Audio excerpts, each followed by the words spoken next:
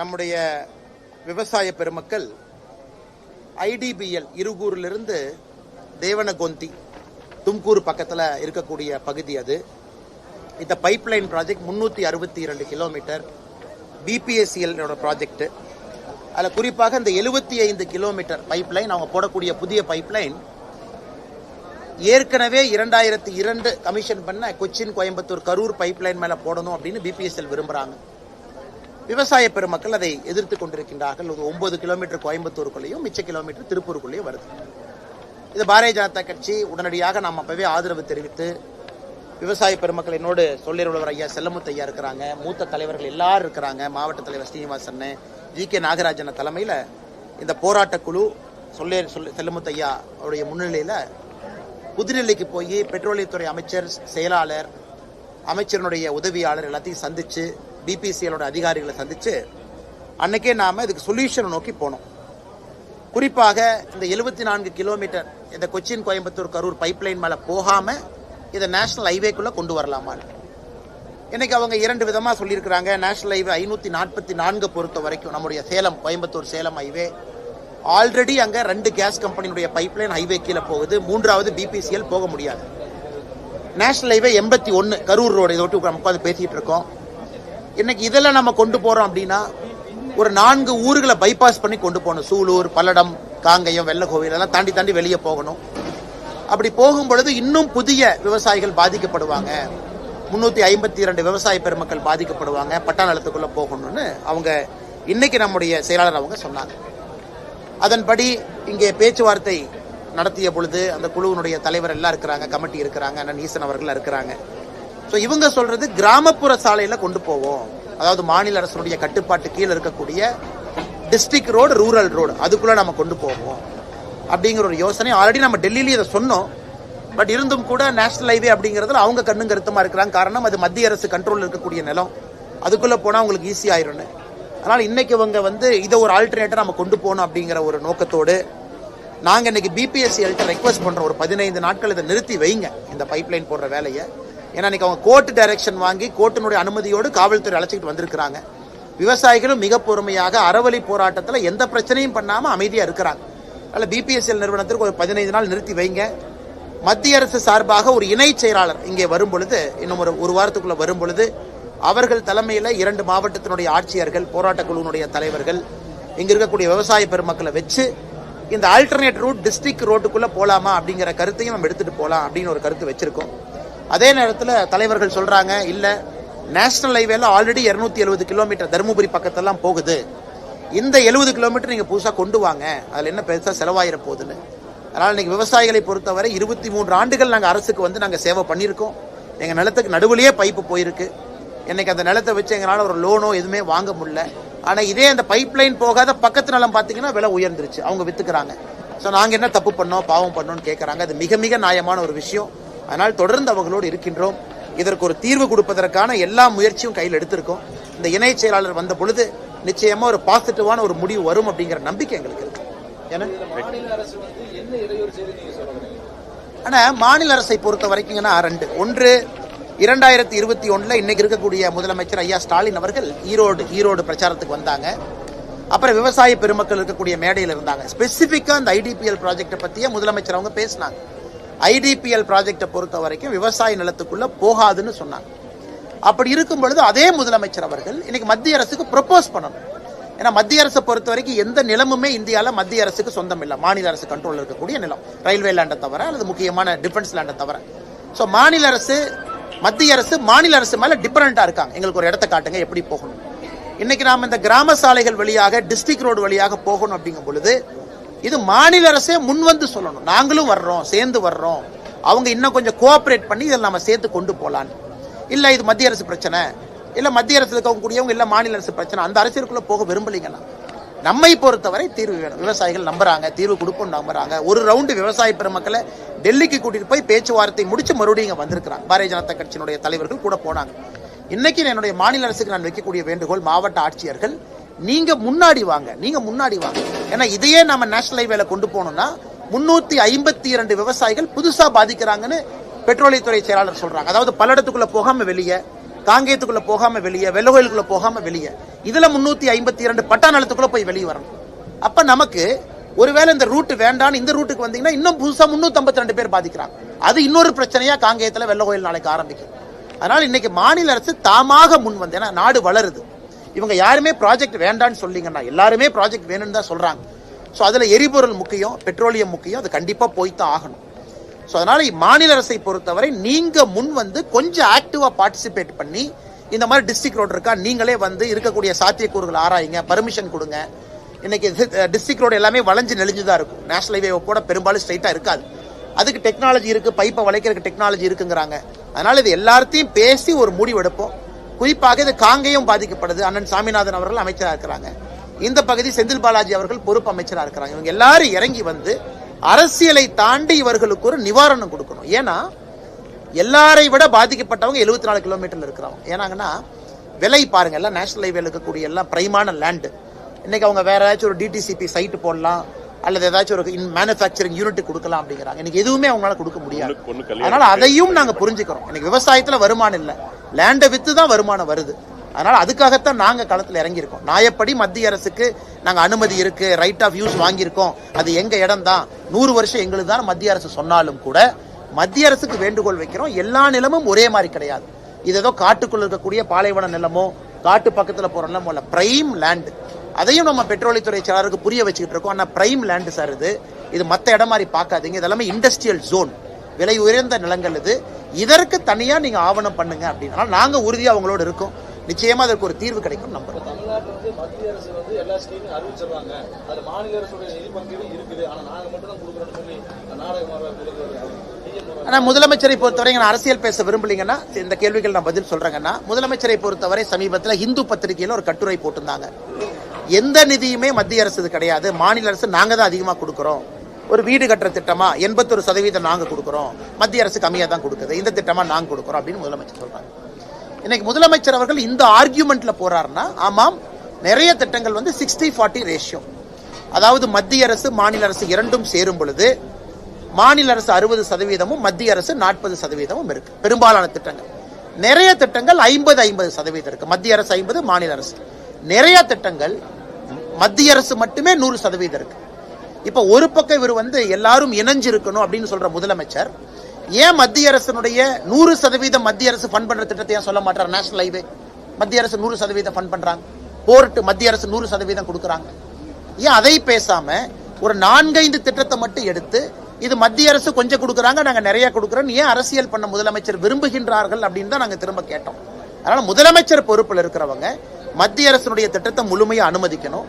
அது எல்லா மக்களுக்கும் போய் சேர்வதற்கான முயற்சி எடுக்க வேண்டுமோ தவிர நிதி பங்கீட்டை வச்சு அரசியல் செய்யக்கூடாது என்பது தொடர்ச்சியாக நாங்கள் பேசக்கூடிய ஒரு வாதம்.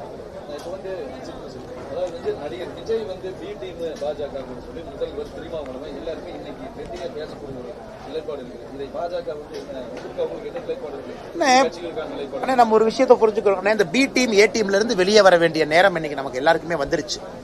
இன்னைக்கு மக்கள் எந்த புதிய கட்சியா, நீங்க என்ன கொள்கையை வச்சிருக்கீங்க, எங்களுக்கு என்ன செய்ய போறீங்க சொல்லுங்க அப்படின்னு. அது நடிகர் விஜய் அவர்களாக இருக்கட்டும், பாரதிய ஜனதா கட்சி அதிமுக கூட்டணியாக இருக்கட்டும், திராவிட முன்னேற்ற கழகம் தலைமையிலான கூட்டணியாக இருக்கட்டும், நீங்க எது பார்த்தாலும் கூட மக்கள் இன்னைக்கு எதிர்பார்ப்பது புதுசா என்ன பண்ண போறீங்க, எங்களுக்கு என்ன சொல்லுங்க. அதை நோக்கித்தான் போக வேண்டுமோ தவிர திருமாவளவன் அவர்கள் சொன்னது போற பி டீம் ஏ டீம் மக்களை குழப்புகின்ற வேலையில ஏன் இருக்கணும்? இன்னைக்கு முதலமைச்சர் அவர்கள் 4 வருஷம் ஆச்சு, ரிப்போர்ட் கார்டு கொடுத்தாரா? நாங்க 11 ஆண்டுகள் முடிச்சு ரிப்போர்ட் கார்டு கொடுக்கிறோம். நேற்று வானதி சீனிவாசன் அவர்கள் ஈரோட்டில் ரிப்போர்ட் கார்டு கொடுத்தாங்க. கோயம்புத்தூர்ல ஒரு வாரத்துக்கு முன்பு நான் ரிப்போர்ட் கார்டு கொடுத்தோம். மத்திய அரசு சார்பா பாருங்க இதெல்லாம் நாங்க செஞ்சிருக்கோம். அதே நேரத்தில் நம்முடைய தேர்தல் வாக்குறுதியும் கொடுத்து சொன்னோம். இன்னைக்கு 511 தேர்தல் வாக்குறுதி கொடுத்திருக்கக்கூடிய முதலமைச்சர் அவர்கள் 4 ஆண்டுகள் முடிச்சு ரிப்போர்ட் கார்டு கொடுக்கட்டும்.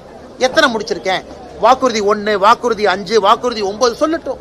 அதை விட்டு B team A team election நேரத்தில் பேசினாங்கன்னா மக்கள் என்ன நினைப்பாங்க? ஓ அப்ப நீங்க வேலையே செய்யல, மக்களை குழப்புவதற்காக இன்னும் நீங்க பி டீம் ஏ டீம் பேசுறீங்கன்னா மக்கள் நினைப்பாங்க. ஆனா ஏன்னா ரொம்ப அரசியல் கேள்விக்குள்ள போலினா நிறைய அரசியல் சாராத தலைவர்கள் நம்மளோட இருக்கிறாங்க. நான் ஒரு அரசியல் கேள்வி எடுத்து ஏதாச்சும் ஒருத்தர் அட்டாக் பண்ணும்போது இவங்களுக்கு அது அன்கம்ஃபர்டபுளா இருக்கும். அதனால இன்னொரு பிரஸ் மீட்ல நம்ம நிறைய கேள்விகள் பேசுவாங்க. எதுங்கண்ணா நிலைப்பாடு முற்றிலும் மாறுபட்ட நிலைப்பாடுங்கண்ணா. ஏற்கனவே பாரதிய ஜனதா கட்சியை பொறுத்தவரை நம்ம கொள்கை உங்களுக்கு தெரியும், டிவிகேவை பொறுத்த வரைக்கும் அவங்க கொள்கை தெரியும். தேர்தல் வர வர வர வர எல்லா கட்சிகளும் இன்னும் தங்களுடைய கொள்கையை தெளிவுபடுத்தத்தான் போறாங்க. அதனால் என்னை பொறுத்தவரை முதலிருந்து நான் சொல்வதுங்கன்னா, ஒரு கூட்டணியும் பொருந்தக்கூடிய கூட்டணி, பொருந்தா கூட்டணி இரண்டையும் நம்ம பார்க்கணும். கொள்கை எதிரி யாருன்னு நம்ம பார்க்கணும். டிவிகேவை பொறுத்த வரைக்கும் எங்களுக்கு மேல பிஜேபி எதிரி, கீழே டிஎம்கே எதிரின்னு சொல்லி அவங்க அரசியல் பண்றாங்க. இதெல்லாம் மக்கள் மன்றத்தில் நம்ம வச்சிருவோம். எந்த கூட்டணியும் இன்னும் முழுமையடையாம இருக்கு. பாட்டாளி மக்கள் கட்சி பேசிட்டு இருக்காங்க, தேமுதிக ஜனவரியில சொல்றோங்கிறாங்க. அதே நேரத்தில் திமுகவுடைய கூட்டணி நிலையா இருக்கா? அங்கேயும் நிலையா இல்ல. திருமாவளவன் சொல்றாங்க, நேத்து பேச வேண்டிய இடத்துல மீசையை முறுக்கி பேசுவாங்கிறாரு. சோ எப்ப பேசுவாரு நாங்களும் காத்திருக்கிறோம். அதனால எந்த கூட்டணியுமே முழுமையாக முடிவடையாத நிலைமையில இன்னும் கொஞ்சம் பொறுமையாக இருப்பதுதான் சரிங்க.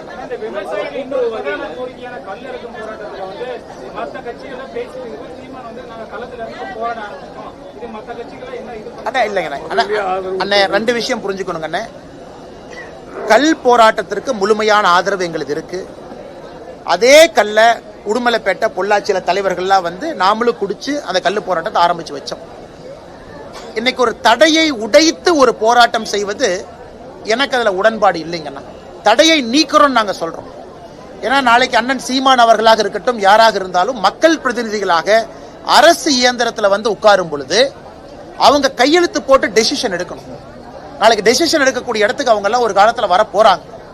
அப்படி இருக்கும் பொழுது இல்ல நாங்க காவல்துறையை தாண்டி மரத்து மேல ஏறி நாங்க கல்லை இறக்கி கொண்டு குடிக்கணும் அப்படிங்கறதுல எனக்கு தனிப்பட்ட முறையில் உடன்பாடு இல்லை.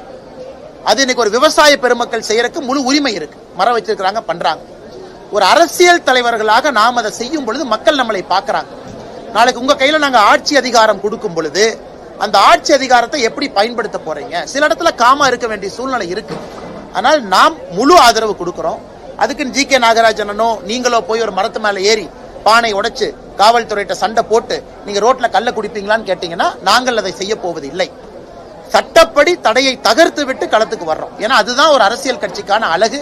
அதே நேரத்தில் அது சீமான் அண்ணன் ஸ்டைல். நான் சொல்றதுனால சீமான் அவர்கள் நான் கிரிட்டிசைஸ் பண்றேன்னு கிடையாது. அது அவரு ஸ்டைல். முதல்ல இருந்து அவருடைய அரசியல் அந்த ஸ்டைல்ல பண்ணணும்னு விரும்புறாங்க. பாரதிய ஜனதா கட்சி ஒரு பொறுப்பான கட்சி, மத்திய ஆட்சியில் இருக்கும். நாங்க ஒன்றொன்றும் எடுத்தோம் கவிழ்த்தோம்னு பண்ணணும் அப்படின்னாங்கன்னா ஆட்சியில் இருக்கக்கூடிய கட்சிக்கு அழகில்லை. அதனால் எங்களுடைய ஆதரவு கல் இறக்கும் போராட்டத்திற்கு இருக்கு. விவசாயிகளுக்கு எங்களுடைய ஆதரவு கல்லின் மீது இருக்கக்கூடிய தடையை நீக்குவதற்கு இருக்கு. அதை சட்டப்படி நீக்கிவிட்டு நாங்க களத்துக்கு வர்றோம். ஆனா நீங்க மரத்த மேலேறி பானையை கட்டி இறக்கி கொண்டு குடிப்பீங்களா அப்படிங்கிற கேள்விக்கு விவசாயிகள் இறக்கி கொண்டு வரும் பொழுது குடிக்கிறோம். கேஸ் எங்க மேல போட்டுங்க. காட்சிப்படி நாங்க அதை செய்யும் பொழுது வேறு தரப்பட்ட மக்களும் நாளைக்கு உங்க கையில நாங்க சட்டம் ஒழுங்கு கொடுக்கும் பொழுது அதை சரியா பயன்படுத்துவீங்களா அப்படிங்கிற டவுட் அவங்களுக்கு வரக்கூடாது அப்படிங்கறக்காகத்தான் இந்த விஷயத்தை பொறுத்தவரை எனக்கு சின்ன ஒரு மாற்று கருத்து இருக்கு. அதே நேரத்தில் சீமான் அவர்கள் மீது பெரும் மரியாதை வைத்திருக்கக்கூடிய மனிதன் நான்.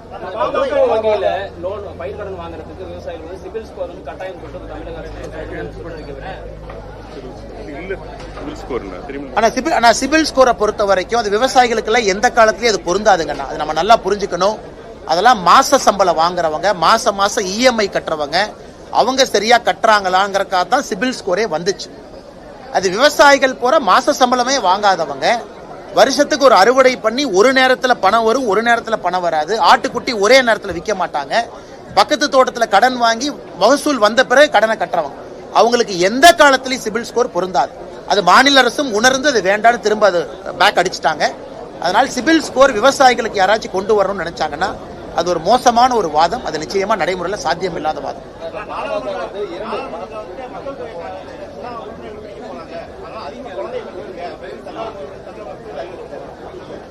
நாங்கள் சொல்றோம் இன்னைக்கு நாடாளுமன்றத்தில் மக்கள் தொகை அடிப்படையில் எம்பிக்களுடைய எண்ணிக்கை நிர்ணயம் செய்ய போவது கிடையாது அப்படின்னு நான் சொல்லிங்கன்னா உள்துறை அமைச்சர் சொன்னது சொல்றேன். அதனால ஒருத்தருக்கு எத்தனை குழந்தைகள் இருக்கிறாங்க அப்படின்னு கணக்கு கிடையாது. அதனால் இந்த முறை நடக்க போவது இந்தியாவில் இருக்கக்கூடிய புதிய மக்கள் தொகை கணக்கெடுப்பு வந்த பிறகு அதை வைத்து எம்பிக்களை தீர்மானிக்க போவது கிடையாது. அதனால் முதலமைச்சர் அவர்கள் அவருடைய கற்பனை திறனை பலப்படுத்திக் கொள்வதற்காக தேவையில்லாத சர்ச்சைகளை உருவாக்கி கொண்டிருக்கின்றார்.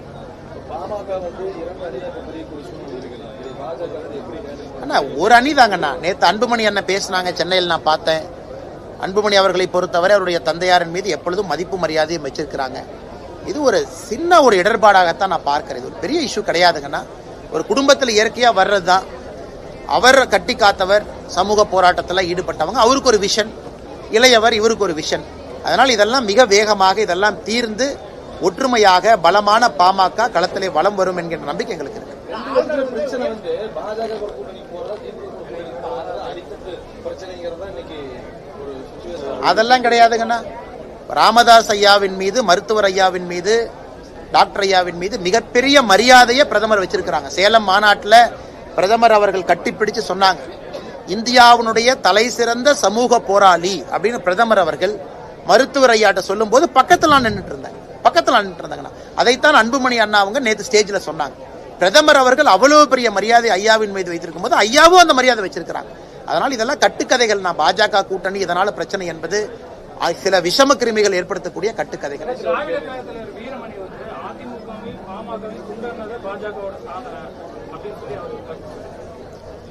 அண்ணா, இன்னைக்கு வீரமணி அண்ணனுடைய நிலைமையை நீங்க நினைச்சு பாருங்க. அண்ணன் எங்க இருக்கிறாங்கன்னு. எலெக்ஷன் பக்கத்துல வரும்பொழுது வீரமணி அண்ணன் சேர்த்துக்கவே மாட்டாங்க, ஏன்னா கான்ட்ரோவர்சியலா பேசுவாரு. அதனால வீரமணி அண்ணன் அவர்கள் ஒரு கண்ணாடி கூண்டில் உட்கார்ந்துகிட்டு அவர் கல்லெறிஞ்சிட்டு இருக்காரு அவர் மேல. பாரதிய ஜனதா கட்சியை பொறுத்தவரை இந்தியாவில் எந்த பிராந்திய கட்சிகளும் துண்டாட வேண்டும் என்கின்ற எண்ணம் பாரதிய ஜனதா கட்சிக்கு இல்ல. உதாரணத்துக்கு நான் பீகார் உங்களுக்கு சொல்றேன். நிதிஷ்குமார் அவர்களை விட அதிகமாக நாம சீட்டுகளை பெற்ற பிறகு கூட நிதிஷ்குமார் அவர்களை முதலமைச்சராக ஆக்கி உட்கார வச்சிருக்கோம். அதே போல மகாராஷ்டிராக்கு நான் வர்றேங்க. மகாராஷ்டிரால தனி மெஜாரிட்டி வந்த பிறகும் கூட கூட்டணியில் இருக்கக்கூடியவங்க துணை முதலமைச்சர்களாக இருக்கிறாங்க. இதெல்லாமே பாரதிய ஜனதா கட்சி. இன்னைக்கு அவங்க தனி மெஜாரிட்டி இங்க பாருங்கன்னா, இவங்கெல்லாம் கூட்டணியில அங்கமே கொடுக்கல. திமுகவை பொறுத்தவரை அவங்க மைனாரிட்டியாக இருக்கும் பொழுது கூட கூட்டணியில காங்கிரஸுக்கு இடமில்லை. அதனால இதை பற்றியெல்லாம் பேசுவதற்கு திமுக அருகதை இல்லை. நம்ம தனி மெஜாரிட்டியில மகாராஷ்டிரால வந்தும் துணை முதலமைச்சர்கள் கூட்டணியில் இருக்கிறாங்கன்னா, அதே போல பீகார்ல அதிகப்படியான சீட்டுகள் வந்தும் முதலமைச்சராக நாம இல்ல. அதனால திமுக தயவு செய்து கூட்டணி பாடத்தை நமக்கு எடுக்க வேண்டாம். அது அன்பு அண்ணன் வீரமணி அவர்களுக்கு சொல்லிக்கிறேன். அவருடைய அரசியல் வேறு, எங்க அரசியல் வேறு. வயதுக்கு மரியாதை கொடுக்கணும். அதனால பிதற்றி கொண்டிருக்கின்றார் என்றுதான் சொல்லணும்.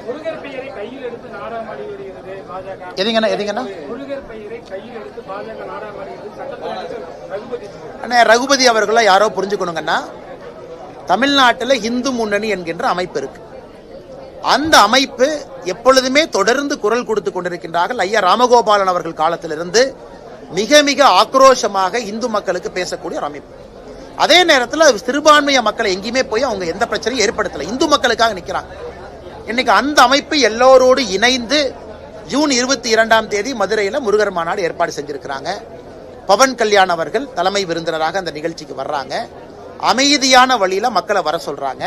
மிக முக்கியமாக உயர்நீதிமன்றத்தில் அனுமதி வாங்கி இது நடக்குது. காவல்துறை அனுமதி மறுத்த பிறகு உயர்நீதிமன்றத்தில் அனுமதி வாங்கி இதை பண்றாங்க.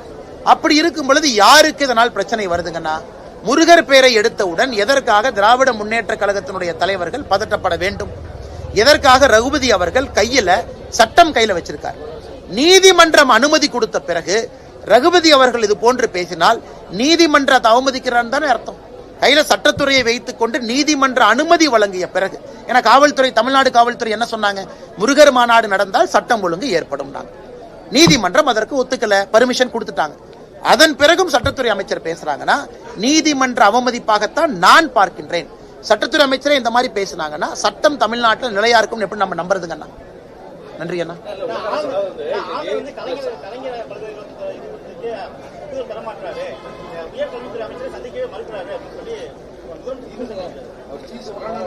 எனக்கு தெரியலீங்கன்னா, இது சம்பந்தமாக ஆளுநருடைய பிஆர்ஓ, ராஜ்பவனுடைய அதிகாரிகள் தான் பதில் சொல்லுங்கன்னா. அந்த ஃபைல் போச்சா, எங்க இருக்கு, காரணம் இதுதானா, காரணம் வேறா, யூஜிசி நாம்ஸை ஃபாலோ பண்ணிருக்காங்களா, இதெல்லாம் ஆளுநர் மாளிகை தெளிவுபடுத்துறாங்க. முதலமைச்சர் குற்றச்சாட்டு வைத்த பிறகு ஆளுநருடைய மாளிகை அதிகாரிகள் நிச்சயமாக இதை தெளிவுபடுத்துவார் நம்புகின்றேன்.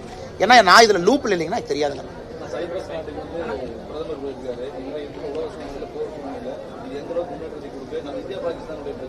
ஆனா பிரதமரை பொறுத்தவரை சைப்ரஸ் நாட்டுக்கு சென்றிருக்கக்கூடிய முதல் இந்திய பிரதமராக பிரதமருடைய வருகை அமைந்திருக்கிறது. சைப்ரஸ் நாட்டினுடைய பிரதமரே முதல் முறையாக விமான நிலையத்துக்கு வந்து வாசலுக்கு வந்து பிரதமரை வரவேற்றாங்க. பிரதமருடைய மிக முக்கியமான பயணம் என்பது G7 மீட்டிங் போறாங்க. கனடாவில் நடக்கக்கூடிய G7 மீட்டிங். இந்தியா G7ல இல்லை என்றாலும் கூட சிறப்பு அழைப்பாளராக இந்தியாவை கூப்பிட்டுருக்காங்க. கனடாவுடைய பிரதமர் கூப்பிட்டுருக்காங்க. இந்த G7 முக்கியத்துவம் வாய்ந்த ஒரு மீட்டிங்கா நான் பாக்குறேங்கன்னா, ஒரு பக்கம் இஸ்ரேல் போர் சூழல் போய் கொண்டிருக்கிறது, ரஷ்யா உக்ரைன் போர் நடந்து கொண்டிருக்கிறது, அமெரிக்காவுக்குள்ள பிரச்சனைகள் எல்லாம் நம்ம பார்க்கிறோம், லாஸ் ஏஞ்சலஸ் எல்லாம். அதனால இன்னைக்கு நம்முடைய பிரதமருடைய வாதம் G7 அமைப்புல மிக முக்கியமா இருக்கும். ஏன்னா நேத்து இந்த SCOங்கிற அமைப்பு இருக்கு, பாகிஸ்தான் அதுல இருக்கிறாங்க. இவங்கெல்லாம் சேர்ந்து அதை வேற மாதிரி மாத்த பாக்குறாங்க, இஸ்லாம் வெர்சஸ் ஜூ அப்படிங்கிற மாதிரி மாத்த பாக்குறாங்க.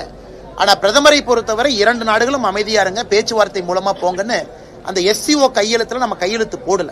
ஏன்னா பாகிஸ்தான் உள்ளே இருந்து அது இஸ்லாம் வெர்சஸ் ஜூவிஷ்னு மாத்துறாங்க. அதனால் நிச்சயமாக நம்முடைய பிரதமருடைய வாதம் G7 மாநாட்டில் கனடால முக்கியத்துவம் வாய்ந்த வாதமாக உலக தலைவர்களுக்கு இருக்கும் என்கிற நம்பிக்கை இருக்கு. கூட்டணி தலைமை குறித்து, கூட்டணி ஆட்சி குறித்து பாஜக தலைவர்களுக்குள்ளே பல்வேறு கருத்துக்கள் நிலை வருது. ஆனா எந்த குழப்பம் இல்லைங்கண்ணா, நான் தெளிவா புரிஞ்சுக்கண்ணா. நான் ஒரு பிரஸ் மீட்ல சொல்றேன், தனிப்பட்ட கருத்து. அதே நேரத்தில் கட்சியினுடைய தொண்டன் அமித்ஷா அவங்க சொல்றாங்க. இன்னைக்கு பாட்டாளி மக்கள் கட்சி அவங்க நேத்து ஒன்று சொல்றாங்க, கூட்டணி ஆட்சியில தான் நாங்க PMK இடம் பெறுவோம் அப்படின்னு அவங்க சொல்றாங்க. அன்புமணி ராமதாஸ் அவங்க சொல்றாங்க. தேமுதிக அவங்களும் அந்த கருத்தை வெளியே வைக்கிறாங்க. அதனால இன்னைக்கு இது பேச வேண்டிய சப்ஜெக்ட் இல்லைங்கண்ணா. எல்லா கட்சிகளும் வளர்ந்திருக்கிறாங்க, எல்லா கட்சிகளும் உழைச்சிருக்கிறாங்க, எல்லா கட்சிகளும் அதிகாரத்திற்கு வர வேண்டும் என்று நினைக்கின்றார்கள். அதனால யாரு பேசுவதும் தவறு கிடையாது. அதனால எல்லாமே பொறுத்திருங்க, கரெக்டான நேரத்தில் சம்பந்தப்பட்ட தலைவர்கள் பேசட்டும், அதுவரை பொறுமையா இருக்கும்.